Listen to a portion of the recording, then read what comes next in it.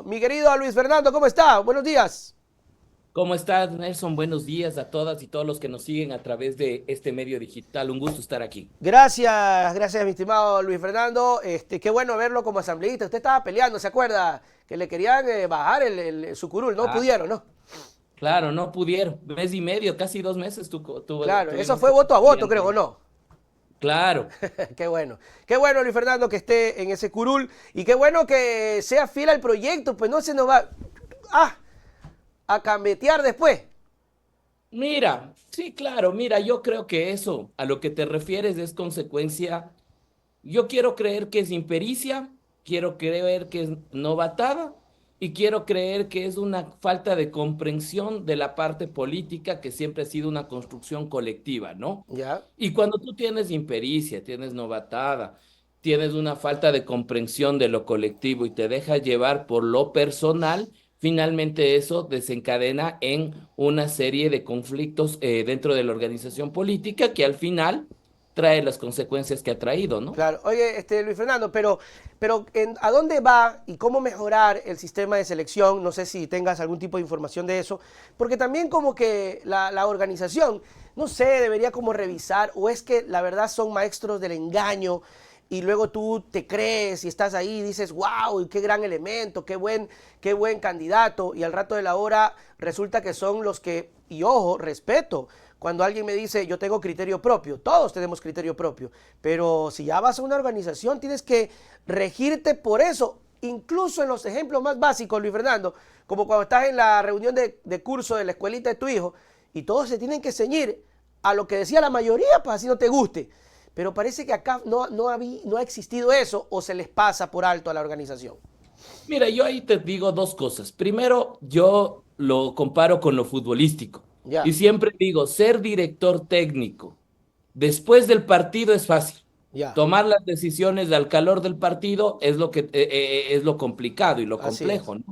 Y yo te lo digo ¿por qué? Porque si tú revisas las declaraciones de Sergio en sus redes sociales, digamos, de hace 6 meses, 8 meses antes de la campaña, digamos, una crítica abierta al gobierno de Ah, no, Novoa. por supuesto, Entonces, por no supuesto. podías, desde lo político, cómo prever ese cambio de actitudes dentro dentro de eso, es complicado. Lo que yo sí Uh creo, -huh. Nelson, y que autocríticamente tenemos que hacer como organización política, es establecer los mecanismos o los filtros necesarios para ver la calidad o, digamos, no pretendo juzgar por el pasado a la gente, pero digamos ver algunos bemoles que harían entrever aptitudes o no de una persona para poder ejercer Por un cargo supuesto. de... ¿no? Eso sería lo conveniente. Pero en todo caso, se sigue adelante y acá se sigue viendo la realidad. Y otra de las cosas que me gustaría conversar contigo, Luis Fernando, son los últimos acontecimientos de la Asamblea, el proyecto que obviamente ustedes se han opuesto, obviamente con algunas observaciones, y que hoy lamentablemente ya vemos. Hoy día justamente veía unos videos que se filtraron donde en la costa grababan a los policías entrando a unas casas, ¿verdad? Para detener a unos sospechosos. Y las madres decían, pero por favor, ¿qué están haciendo? Y la policía le decía, nosotros no tenemos por qué pedirle permiso a ustedes, tenemos toda la autoridad. Y le rompieron la puerta, hicieron todo eso. Ahora, aterrizado a la realidad, Luis Fernando, ¿ya se podía hacer esto? ¿Qué es lo nuevo? ¿Qué es lo novedoso? ¿Qué cambia? ¿Y qué de beneficios tiene realmente para combatir la delincuencia? Mira, primero yo creo que, y eso lo he dicho desde el inicio, yo quisiera o quise tomarle, digamos, la palabra y dijimos, le tomamos la palabra al presidente de la República Ya, para una necesidad que es imperiosa en el país ya, y es el combate a las economías criminales. Nadie se va a oponer a que es necesario cortar las fuentes de financiamiento del crimen organizado. así. ¿Qué es lo que pasa? Y de hecho el presidente al cambiar el nombre o al cambiarle el nombre en la asamblea del bloque de gobierno nos da la razón que existía toda una serie de normativa que hacía todo menos combatir la economía criminal. Y Ujú. entonces, digamos, creo que en eso nosotros hemos sido críticos respecto de figuras jurídicas que se están cambiando. Por ejemplo, el tema del indulto preventivo a los policías y a los militares que ya tiene prohibiciones expresas de Corte Interamericana de Derechos Ok, Humanos, que contraviene los principios de independencia judicial de Naciones Unidas de 1985. Hemos tenido cuestionamientos, por ejemplo, a la detención, que ahora se llama aprehensión, según una observación presentada y acogida, según el legislador Peña, que lo que hace es precisamente desvirtuar mucho más la figura. Porque bajo una detención con fines investigativos necesitas dos requisitos. Primero, que te lo haga un policía, bueno, ahora en estado de excepción permanente, un militar, ya. ya. Démosle la ventaja de esa situación. Y con una orden judicial. Ahora la aprehensión te permite que con fines investigativos te detengan hasta 48 horas, Chutica. pero la aprehensión ya no necesariamente lo tiene que hacer un policía o un militar, puede hacerlo cualquier ciudadano. Por lo cual, cualquier miembro o funcionario del bloque de seguridad que te determine que eres un objetivo militar, entonces te aprehende y finalmente te tiene 48 horas con fines de investigación. Ok. Y eso es lo que nos preocupa a nosotros porque se vuelve laxo, las garantías se debilitan, las garantías del debido proceso. Y ahí vamos al tercer elemento. Ya. ¿Qué es un objetivo militar? Y entonces ahí dice, cuando el bloque de seguridad determine que tres o más personas se asocien para cometer un delito de crimen organizado o atentar contra la estructura del Estado, finalmente te conviertes en un objetivo militar. Entonces, ahí me preocupa mucho ese tema porque finalmente todas las atribuciones que debería tener un juez se trasladan al bloque de seguridad. Y entonces, en ese sentido, lo que se puede permitir o lo que se permitiría es que el bloque de seguridad determine que tú, yo o cualquier persona sea un objetivo militar. Claro que sí. Y entonces, eres objetivo militar, te aprenden por 48 horas, te llevan a un proceso de juzgamiento de 20 días, donde tú, ¿cómo vas a ejercer el derecho a la defensa en 20 días? Y puedes tener una sanción de 22 a 26 años. Wow. Entonces, nosotros lo que criticamos en esta primera instancia es que este derecho penal que ellos han llamado, porque el bloque de gobierno se ha puesto de acuerdo en decir que es un derecho penal de segunda velocidad, les habrás Sí, escuchado sí, sí. ahí, que nosotros nos oponemos porque si el derecho de primera velocidad no es capaz el Estado ecuatoriano de garantizar, y te explico, el derecho penal de primera velocidad es el derecho liberal, el que te garantiza que seas juzgado por juez competente, que tengas derecho a la defensa, que la detención sea debidamente realizada, que se respeten tus garantías y que puedas ser declarado culpable o inocente en un proceso penal. Si eso el Estado ecuatoriano no es capaz de resolver, ¿cómo vamos a ir a un Claro. derecho penal de segunda velocidad, donde básicamente yo como Estado te digo, yo voy a determinar quiénes son los enemigos y a los enemigos les someto a procesos abreviados? Entonces, el enemigo del Estado se convierte en el delincuente, el crimen organizado, pero eso también te da la posibilidad de que pudieran existir falsos positivos. Esa es la Entonces, nuestra preocupación. preocupación Claro. es que si no garantizamos el derecho penal elemental, el liberal, ¿cómo vamos a avanzar a un derecho penal del enemigo? Claro, y es importante, Luis Fernando, porque creo que lo decías al principio, nadie se va a oponer, o sea, nadie va a decir que no, y esta constante narrativa de ponerlos a ustedes como enemigos, como los contrarios, como ve, nuestro presidente Noboa quiere luchar, pero estos de la Revolución Ciudadana se oponen, por algo ha de ser. Pero hemos visto que sin la ley, sin nada, por ejemplo, yo me acuerdo, no sé si te acuerdas, le quisieron imputar a la señora Abad, y eso que Abad no es ni correísta ni nada, como lideresa de una red de criminales y toda la cosa, y en TC salió un organigrama y salía casi que la señora Abad como la mamalucha. Entonces, sin ninguna ley. Y a ustedes, no digo a ti, sino a la organización, también los han puesto como que fuesen casi, pero poco más y panas del Chapo Guzmán. O sea, sin la ley ya ha existido estas cosas. La preocupación ahora es que se vuelva legal.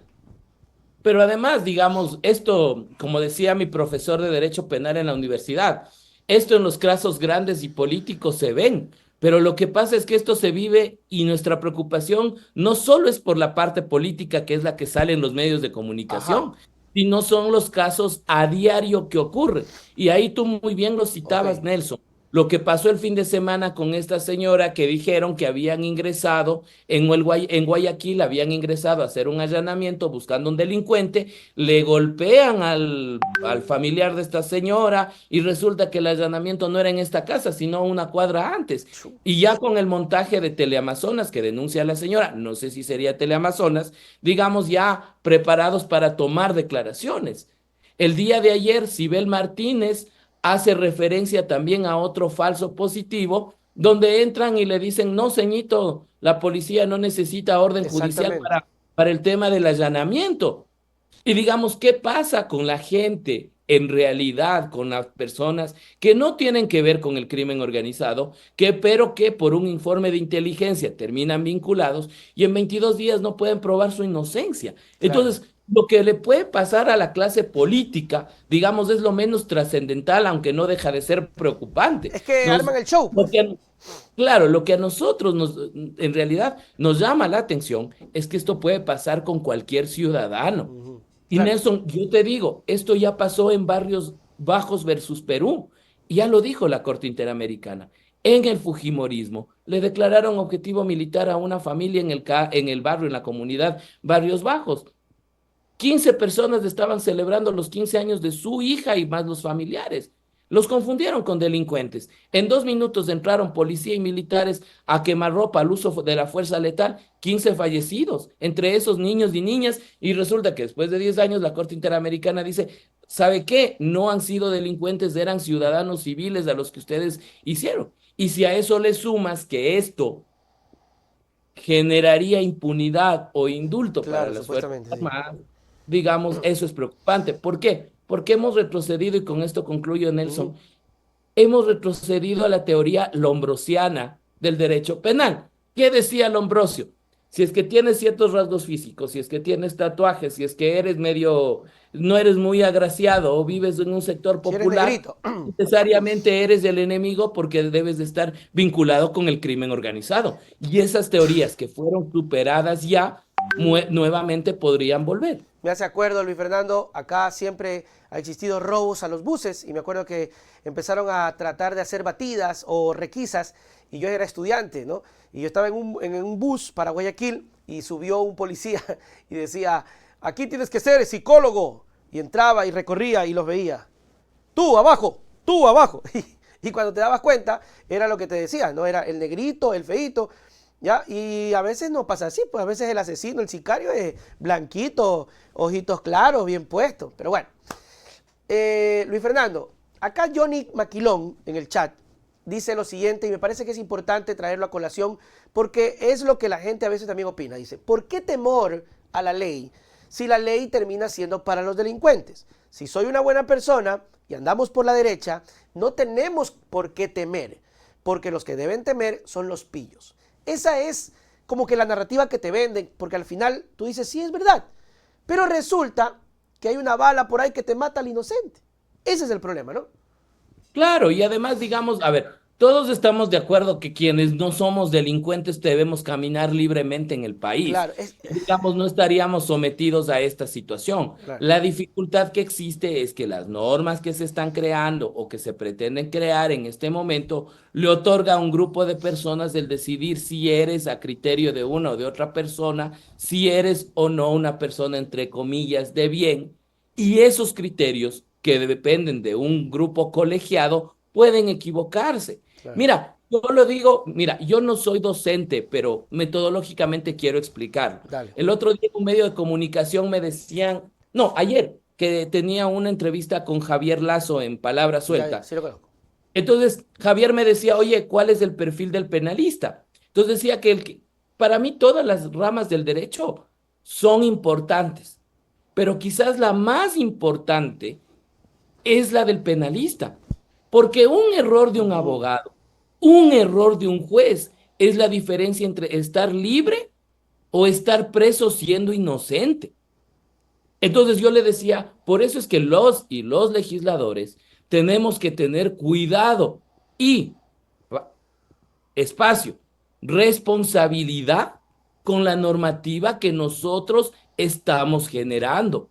porque de lo contrario, al dejar abierta la posibilidad de que el juez interprete, que el bloque de seguridad interprete, que el policía interprete, estamos dando rienda suelta a una inadecuada aplicación de la ley. Ujú. Entonces, ¿cuál es el rol del legislador y del derecho penal?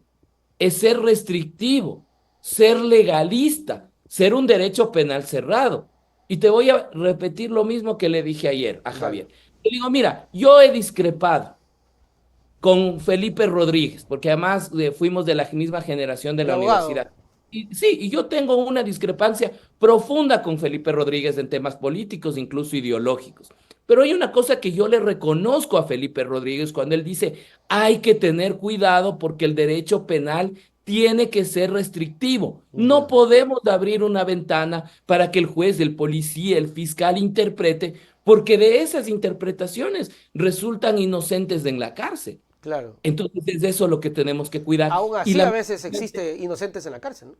por supuesto, mira, los abogados dicen, algunos abogados, yo no comparto, bueno, digamos, en el sistema de justicia dicen, a veces puedo perder teniendo la razón y ganar sin tener la razón. El problema es que en el derecho penal, el perder teniendo la razón te pone a un sentenciado inocente 22, 25 años Claro. preso. Eh, Entonces, por eso es que cuando alguien dice, no, debemos caminar tranquilos, sí, sí, pero lo que decimos es que no hablamos de esa, o sea, además que deberíamos de andar tranquilos si el gobierno aplicara una política pública de seguridad. claro. Pero digo, hay que ser cuidadosos para evitar que estas interpretaciones a cualquier ciudadano le lleven a una situación desagradable donde se le prive de la libertad sin tener nada que ver con el crimen organizado. Claro. Y otra cosa también, mi querido Luis Fernando, para la gente que está escuchando, es que a veces, y esto es cierto, no nos importa, no nos interesa, no queremos ver más allá porque no nos pasa. Y solo cuando nos pasa es cuando realmente decimos chútica, ¿por qué? Le pongo un ejemplo, Luis Fernando, así. Sale un muchacho, un joven, hijo suyo, hermano, lo que sea, de 18, 19, 20 años a disfrutar de una noche normal, porque aquí tampoco podemos satanizar la diversión, y resulta que hay una redada, hay una corrida, recogen a unos, agarran a tu hijo y lo embarran en algo que no tiene nada que ver. ¿Eso es justo o injusto? Le pregunto a la gente. Y bajo la determinación de lo que hoy tiene la ley, te lo meten preso, te hacen, o por último, no terminas en la cárcel con años, pero te friegan la vida, pues Luis Fernando, así sea 2 meses, 3 meses. Claro, y además de 22 días te sentencian, o incluso lo que establece la ley, el uso letal de la fuerza. Y en el mejor de los escenarios, te digo, con recursos y todo, un tiempo en la cárcel y algún rato saldrá. Pero en el peor de los escenarios, si usan la fuerza letal, como en Una el bala. caso de Barrios Bajos, ¿cómo se devuelve la vida a una persona Así que es. fue inocente y que finalmente fue parte de una confusión? Y esa confusión que nosotros lo advertimos, y puedes decir, miren, Barrios Bajos ya allá en el Fujimorismo funcionó. Digamos, eso ya existió, se está dando en Guayaquil el fin de semana, Sí, lo sí. están denunciando los activistas de derechos humanos. Yo digo, mira, si esto lo hacen sin ley, imagínate lo que puede pasar cuando esté vigente la ley. Claro. Y Entonces, mira, hay que presumir que el legislador debe presumir que el presidente de la República, no te digo este, todo presidente de la República, todo operador de justicia, todo policía puede en su momento hacer una interpretación errónea. Con claro, ese, con ese vértigo tenemos nosotros que legislar para saber que hay que dejar normas adecuadas. Porque si piensas que el legislador, que siempre vas a tener jueces buenos, policías buenos, presidentes buenos, entonces simple y sencillamente no estás legislando para la realidad del país. por eso hablabas de la ley, de la restrictividad, ¿no? Por eso hablabas de Correcto. que debe existir eso, porque si no, si así nomás se vuelve. Ahora, Luis Fernando, explícanos una cosita. ¿Qué pasa con todas las observaciones que se han tocado y está muy bien y toda la cosa, chévere, bacán, y llega a manos de Noboa y Noboa dice, me las paso por el pelo quinto de la arruga secta de la bola izquierda? Back y lo veta, ¿qué pasa ahí? Mira, ahí el último filtro que tiene es la Corte Constitucional, ¿no? Ya. Digamos, la Corte Constitucional es quien debería modular el proyecto, si pasara con estos temas, determinar que es inconstitucional y podría declarar una inconstitucionalidad parcial, es decir, separar las normas que son inconstitucionales y aquellas Ok. que sí sirven continuar con ello, ¿no? Bueno, a lo menos hay espacios. ¿Qué pasa con las bases militares? Otro de los temas que se ha ventilado y tal vez nos vamos a una elección. ¿Es prudente, es necesario, Luis? ¿Vamos a ir a una elección si es que llega el caso solo por una pregunta? ¿Se pueden poner más preguntas para que no nos saquen por gusto? ¿Qué piensas de esto? Mira, es que lo que pasa es que no es la única reforma parcial. Recuerda que también hay la reforma parcial para quitarle los fondos a las A los partidos. organizaciones ¿Y el políticas. Consejo de Entonces, Participación Ciudadana también? correcto. Entonces yo ahí te digo, lo primero que me preocupa es el gasto público, 50 millones. porque esto ya salió, digamos, y tendría que hacerse hasta octubre, noviembre la convocatoria y estaríamos en diciembre en las urnas. Pero el tema de las reformas del Código de la Democracia de los partidos políticos, en cambio, saldría más o menos, debería salir en diciembre, lo que significaría que vamos a tener consulta popular en diciembre, consulta popular en marzo, consulta popular en mayo. O sea, cada reforma de las 5, creo, 3 o 4 que han presentado, tenemos que ir a consulta. Imagínate el gasto Qué público que es bestia, ¿no? Y el 3 desgaste veces a personal la también, ¿no? consulta popular.